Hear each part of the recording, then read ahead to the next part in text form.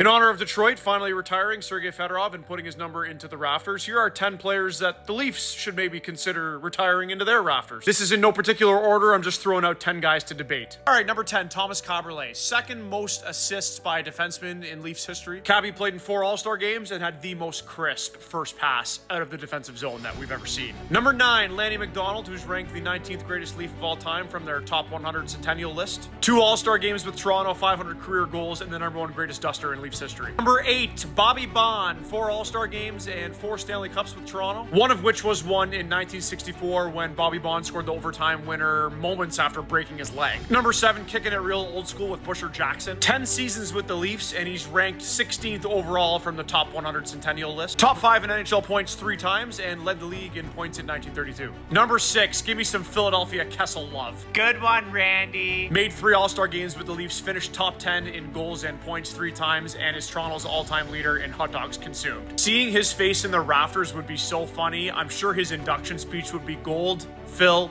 Leaf Nation loves you. Number 5, we're kicking it real old school with Babe Dye, who led the Toronto St. Pats to their only Stanley Cup. Babe led the league in points 4 times and scoring twice. If the NHL was giving out Art Ross and Rocket when he was playing, he would have won 6 of them. Number 4, 4-time Stanley Cup champion and Hall of Famer Alan Stanley. No Maple Leaf has ever won the Norris Trophy. Stanley came close in 1960. He was runner-up and then finished 3rd in 1961. 5 All-Star games with Toronto, and he finished top 10 in points by defenseman 5 times. Number 3, Slick Rick Vive, who captained the Leafs for 4 years and is 6th all-time in Maple Leafs goal scoring. 3 straight seasons of 50-plus goals for Rick Vive. Him and Pappy are the only players in Leafs history to score 50 goals in a season more than once. Speaking of goals, Willie Nylander had the 2nd most in the league last year with 45, yet he has the 6th best odds to win the Rocket Richard on Bodog at plus 10,000. Just saying. Number 2, Babe Pratt, one of only 3 players in Leafs history to win the Hart Trophy, the other 2 being Ted Kennedy and our current captain. Hall of Famer, led the league in assists by a defenseman 4 times and scored the Game 7 winner in the 1945 Stanley Cup Final. And number 1, Curtis Joseph. Cujo's the 5th all-time wins leader for Toronto, and he was the backbone of the Leafs teams that made the East Final in 99 and 2002. Finished 2nd in Vezina voting in 1999, finished 3rd the following year. If Cujo wasn't stuck in the golden era of goaltending, he would have won a Vezina. We'll wrap up with some honorable mentions to Felix Potvin, Mike Palmentier, and Norm Ullman, and some more old school legends: Red Horner, Max Bentley, Gordy Drillin, and Harry Lumley. Of all the guys I just mentioned, who should be the next one going into the Rafters? Drop a comment in the middle of your thoughts are. Thanks for watching,